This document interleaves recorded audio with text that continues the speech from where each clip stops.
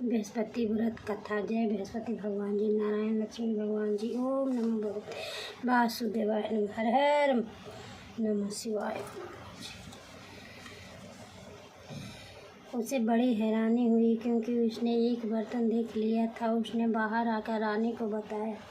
दासी अपनी रानी से कहने लगी, हे रानी, देखो, वैसे हमको अब जब अत्र नहीं मिलता है तो हम रोज़ ही व्रत करते हैं। अगर इनसे व्रत की विधि और कथा पूछ ली जाए तो उसे हम भी क्या करेंगे। दासी के कहने पर रानी ने अपनी बहन से बृहस्पति व्रत के बारे में उसकी बहन ने बताया। हे रानी बहन, बृहस्पति को सूर्योदय से पूर्व कर स्नान नदी के बृहस्पतिवार का व्रत करना चाहिए, लेकिन उस दिन सिर नहीं धोना चाहिए। बृहस्पतिवार के दिन व्रत में चने की दाल और मुनक्का से विष्णु भगवान का केले और वृक्ष के जड़ में पूजन करें तथा दीप जलावे। उस दिन एक ही समय भोजन करें। भोजन पीले खाद्य पदार्थ का ही करें तथा कथा सुने। जड़ में पूजन करे, दीप जलावे। उस दिन एक ही समय भोजन करे। भोजन पीले खाद्य पदार्थ का ही करे तथा कथा सुने। इस प्रकार करने से गुरु भगवान प्रसन्न होते हैं, अन्न पुत्र धन देते हैं, मनोकामना पूर्ण करते हैं। व्रत और विधि बताकर रानी की बहन अपने घर लौट गई। रानी और दासी दोनों दिन निश्चय किया कि बृहस्पतिवार देव भगवान का पूजन जरूर करेंगे। 7 दिन बाद जब बृहस्पतिवार आया तो उन्होंने व्रत रखा। गुड़शाला में जाकर चना और गुड़ बीना लाई तथा उसकी दाल से केले की जड़ तथा विष्णु भगवान का पूजन किया। अब भोजन पीला कहाँ से आए। दोनों बड़ी दुखी हुई, परंतु उन्होंने व्रत किया तथा इस प्रकार बृहस्पति देव भगवान प्रसन्न थे। एक साधारण व्यक्ति के रूप में 2 थालों में सुंदर से पीला भोजन लेकर आए और दासी को देखकर बोले, हे दासी, यह भोजन तुम्हारे और रानी के लिए है, तुम दोनों करना। दासी भोजन पाकर बड़ी पसंद हुई। रानी से बोली, रानी जी, भोजन कर लो। रानी को भोजन आने के बारे में कुछ पता नहीं था, इसलिए वह दासी से बोली, जा तू ही भोजन कर, क्योंकि तू हमारे व्यर्थ में हंसी उड़ाती है। दासी बोले, एक व्यक्ति भोजन दे गया है। रानी कहने लगी, वह भोजन तेरे लिए दे गया है, तू ही भोजन कर। दासी ने कहा, वह व्यक्ति हम दोनों के लिए थालों में भोजन दे गया है, इसलिए और मैं साथ भोजन करेंगी। दोनों ने गुरु भगवान का पूजन आरंभ किया। उसके बाद से वे प्रत्येक बृहस्पतिवार को गुरु भगवान का व्रत और पूजन करने लगे। बृहस्पति भगवान की कृपा से उनके पास धन हो गया, परंतु रानी फिर पहले की तरह आलस्य करने लगी। वह दासी बोली, देखो रानी, तुम पहले भी इस प्रकार आलस्य करती थी। तुम्हारे धन के रखने में कष्ट होता था, इस कारण सभी धन नष्ट हो गया। अब तो गुरु भगवान की कृपा से धन मिला है तो फिर तुम्हें आलस्य होता है। बड़ी मुसीबतों के बाद हमने यह धन पाया है, इसलिए हमें दान पुण्य करना चाहिए। तुम भूखे मनुष्य को भोजन कराओ, प्याग लगवाओ, ब्राह्मणों को दान दो, धर्मशाला बनवाओ, बाग बगीचे आदि का निर्माण कराओ, मंदिर पाठशाला बनाकर दान दो, तुम्हारी कन्याओं का विवाह कराओ, धन को शुभ कार्य में खर्च करो, जिससे तुम्हारे कुल का यश बढ़ेगा तथा स्वर्ग प्राप्त होगा, पितृ प्रसन्न होंगे। दासी की बात मानकर रानी ने इसी प्रकार के कर्म करने प्रारंभ किए, जिससे उनका काफ़ी यश फैलने लगा। एक दिन रानी और दासी आपस में विचार करने लगी, न जाने किस दशा में होंगे, उनकी कोई खोज खबर नहीं। गुरु भगवान से उन्होंने प्रार्थना की। भगवान ने रात्रि में राजा को सपने में कहा, हे राजा, उठ, तेरी रानी तुझको याद करती, अब तू अपने देश को लौट जा। राजा प्रातःकाल उठकर जंगल से लकड़ी काट कर लाता और शहर में बेचता। इस तरह जंगल में गुजारे हुए सोचने लगा, रानी की रानी की गलती से उसे कितने दुखों भोगने पड़े। राजपाट छोड़कर उसे जंगल में आकर पड़ा। जंगल से लकड़ी काट कर लाता और शहर में बेचता। इस तरह बेचता गुजारा करना पड़ा। उसी समय जंगल में बृहस्पति देव एक साधु का रूप धारण कर आए और राजा के पास आकर बोले, हे लकड़हारों, तुम किस सुनसान जंगल में चिंता में बैठे हो? यहाँ सुना राजा के नेत्र में जल भर आया और साधु की वंदन कर बोला, हे प्रभु, आप सब कुछ जानने वाले हैं। इतना कहकर राजा ने साधु को अपनी संपूर्ण कहानी सुना दी। महात्मा दयालु होते हैं। वे राजा से बोले, हे राजा, तुम्हारी पत्नी के दिन प्रति अपराध किया था, जिसके कारण तुम्हारी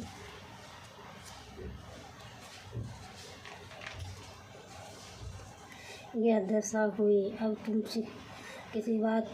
किसी प्रकार की चिंता मत करो, भगवान तुम्हें पहले से अधिक धन देंगे। देखो बृहस्पति देखो, तुम्हारी पत्नी ने बृहस्पतिवार का व्रत प्रारंभ कर दिया है। अब तुम भी बृहस्पतिवार का व्रत करके चने की दाल व गुड़ जल के लोटे में डालकर केले का पूजन करो। फिर कथा कहो या सुनो, भगवान तुम्हारी सब मनोकामना पूर्ण करेंगे।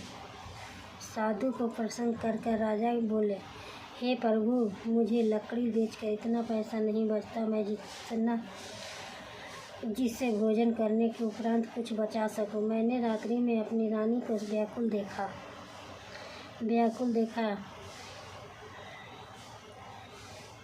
देखा। मेरे पास कोई साधन नहीं जिससे समाचार जान सकूं। फिर मैं बृहस्पति देव की क्या कहानी कहूँ? मुझको तो कुछ भी मालूम नहीं। साधु ने कहा, हे राजा, तुम किसी बात की चिंता मत करो।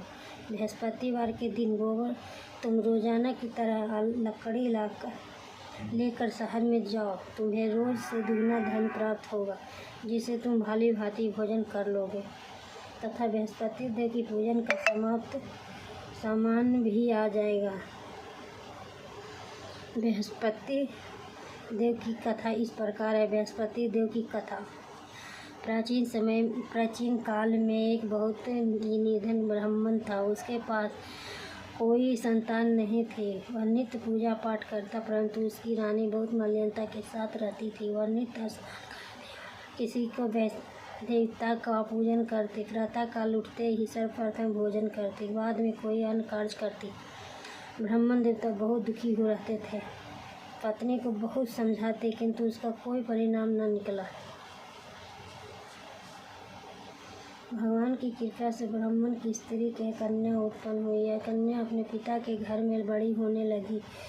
वह बालिका प्रातः स्नान करके भगवान विष्णु का जाप करती थी। वह बचपन से ही बृहस्पतिवार का व्रत लगी। पूजन पाठ समाप्त कर स्कूल जाती। वह अपनी मुट्ठी में जो भर कर ले जाती और पाठशाला जाने के मार्ग में डालती जाती, वही जो स्वर्ण के हो जाते बीनकर घर ले आती। एक दिन बालिका सूप में उन सोने के जो फटक कर साफ कर रही थी, तभी उसकी माँ ने देख लिया और कहा, हे बेटी, सोने के जो साफ फटकने के लिए सोने का सूप होना चाहिए। दूसरे दिन गुरु भगवान का था। इस कन्या के व्रत और पूज्य बृहस्पति देव से प्रार्थना करके कहा, हे प्रभु, यदि मैंने सच्चे मन से आपकी कृपा की हो तो मुझे सोने का सूप दे दो। बृहस्पति देव ने उसकी प्रार्थना स्वीकार कर लिया। रोजाना की तरह पर कन्या जो फैलाती हुई स्कूल चली गई। स्कूल से लौटकर वह जो बीन रही थी, तो बृहस्पति देव की कृपा से उसे सोने का सूप मिला। उसे वह बड़ा घर ले आई और उसे जो साफ करने लगी, परंतु उसकी माँ का वही ढंग रहा। एक दिन की बात है। वह कन्या सोने के सूप में जो साफ कर रही थी। उस समय गुरु नगर का राजकुमार वहां से होकर निकला। इस कन्या के रूप में और सोने के सूप में जो साफ करते देखा, वह उस कन्या पर मोहित हो गया। राजमहल आकर वह भोजन तथा जल त्याग कर उदास होकर लेट गया। राजा को जब राजकुमार द्वारा अन्न जल त्यागने का समाचार ज्ञात हुआ तो अपने मंत्रियों के साथ वह अपने पुत्र के पास गए। हे बेटा, तुम्हारे किस बात का कष्ट है? किसी ने अपमान किया अथवा कोई और कारण? मुझे बताओ, मैं वही करूँगा जिससे तुम पसंद हो। राजकुमार ने अपने पिता की बातें सुनी तो बोला, मुझे आपकी कृपा से किसी बात का दुख नहीं है। किसी ने मेरा अपमान नहीं किया, परंतु मैं उस लड़की के साथ विवाह करना चाहता हूँ जो सोने के सूप जो साफ कर रही थी। यह सुना राजा आश्चर्य में पड़ गया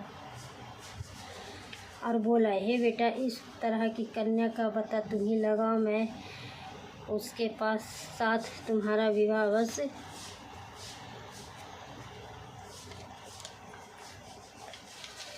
अवश्य ही करवा दूंगा। राजकुमार ने राजा को उस लड़की के घर का पता बतलाया। मंत्री उस लड़की के घर गया और का आदेश ब्राह्मण को सुनाया। कुछ ही दिन बाद ब्राह्मण की कन्या का विवाह राजकुमार के साथ संपन्न हो गया। कन्या के घर से जाते ही उस ब्राह्मण देवता के घर में पहले की भांति गरीबी का निवास हो गया। अब भोजन के लिए भी अन्न बड़ी मुसीबतों से मिलता था। एक दिन दुखी होकर ब्राह्मण अपनी पुत्री से मिलने गया। बेटे ने पिता के दुख की अवस्था को देखा और अपनी माँ का समाचार पूछा। ब्राह्मण ने सभी कहा। कन्या ने बहुत सा धन देकर बेटी ने पिता की दुख की अवस्था को देखा और अपनी माँ का समाचार पूछा। ब्राह्मण ने सभी हाल कहा, बहुत सा धन देकर अपने पिता को विदा कर दिया। उस तरह जीवन ब्राह्मण का कुछ भी समय हुआ, लेकिन कुछ दिन बाद फिर वही हाल हो गया। ब्राह्मण फिर अपनी कन्या के यहाँ सभी हाल कहा तो पुत्री बोली, हे पिताजी, आप माताजी को यहाँ ले आओ, मैं उन्हें वह विधि बता दूंगी जिससे यहाँ से कहा तो पुत्री बोली, हे पिताजी, आप माताजी को यहाँ ले आओ, मैं वह विधि बता दूंगा जिससे गरीबी दूर हो जाए। ब्राह्मण देवता बड़ी स्त्री को साथ लेकर अपनी पुत्री के पास राजमहल पहुँचे तो पुत्री अपनी माँ का समझाने लगी, हे माँ, तुम प्रातः काल उठकर प्रथम स्नान करके विष्णु भगवान का पूजन करो, फिर तो दूर हो जाएगी। परंतु उसकी माँ ने उसकी कोई एक बात नहीं मानी। वह प्रातः काल उठकर अपनी पुत्री का बच्चा जूठा खा लेती थी।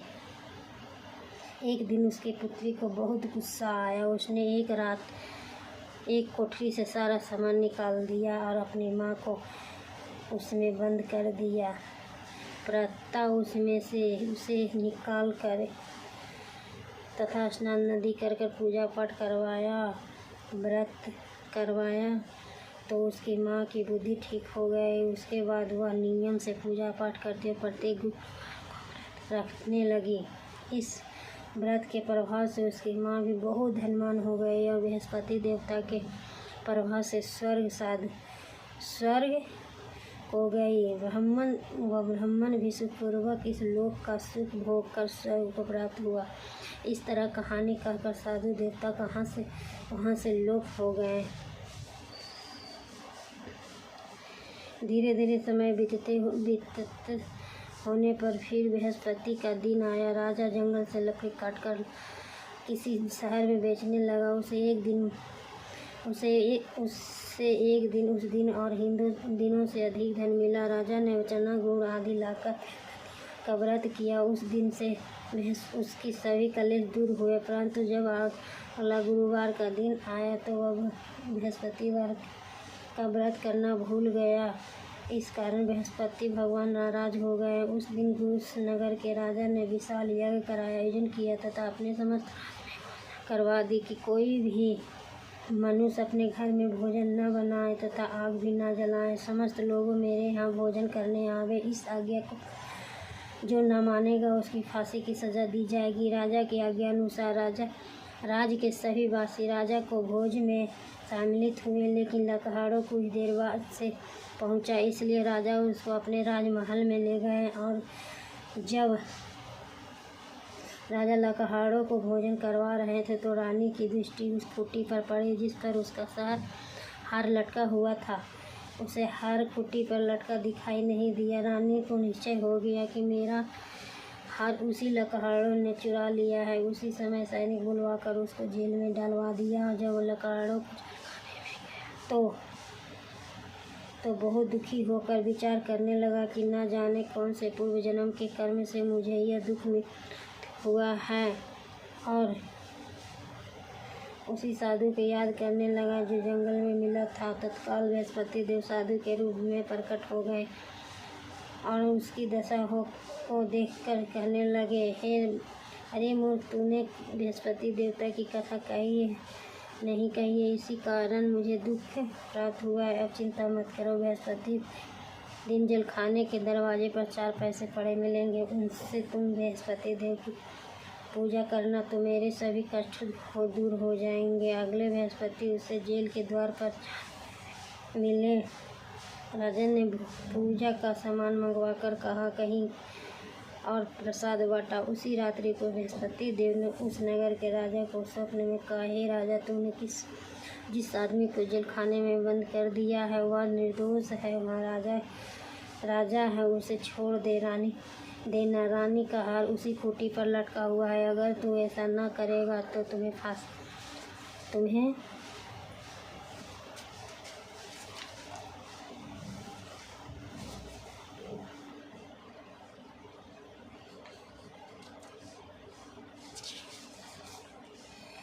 राज को नष्ट कर दूंगा। या भगवान जी, हे नारायण लक्ष्मी भगवान, हे बृहस्पति भगवान जी, दया करिए, प्रभु कृपा करिए भगवान जी। जय बृहस्पति भगवान की जय। ओम नमो भगवते वासुदेवाय की जय।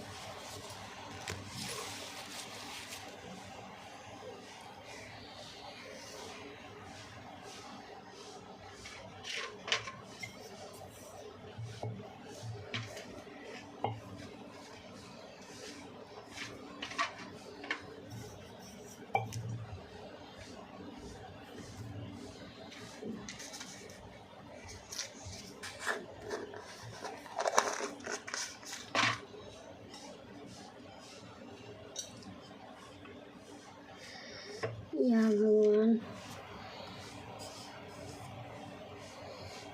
जय। ओम नमो भगवते वासुदेवाय, ओम नमो भगवते वासुदेवाय। या भगवान।